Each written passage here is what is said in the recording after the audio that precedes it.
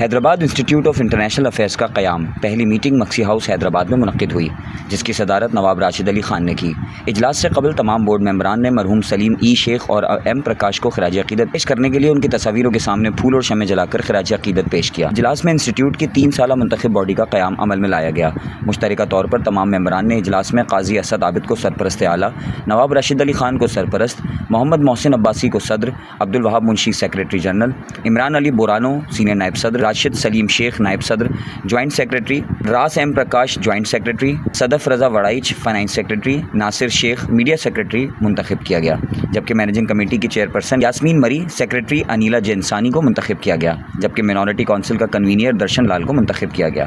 اجلاس میں نامور قانون دان امداد علی انڑ، مسعود احمد جمانی، شہزاد رضا وڑائچ، احمد قریشی سمیت معززین سول سوسائٹی نے شرکت کی۔ اجلاس کے اختتام پر سیکریٹری جنرل عبدالوہاب منشی نے کہا، ہم حیدرآباد شہر ڈپلومیٹ کور کے درمیان فاصلہ کم کرنے کی کوشش کریں گے۔ دنیا کے تمام سفیروں کو ماضی کی طرح حیدرآباد شہر میں اپنی دعوت پر بلائیں گے اور اپنے شہر کی بہتری کے لیے دنیا کے تمام سفارتکاروں سے ان کی مدد لیں گے۔ نو منتخب عہدیداران بدین انسٹیٹیوٹ آف انٹرنیشنل افیئرز و سندھ صحافی سنگت کے مرکزی صدر ملک طارق محمود آوان نے نو منتخب عہدیداران کو مبارکباد پیش کی ہے۔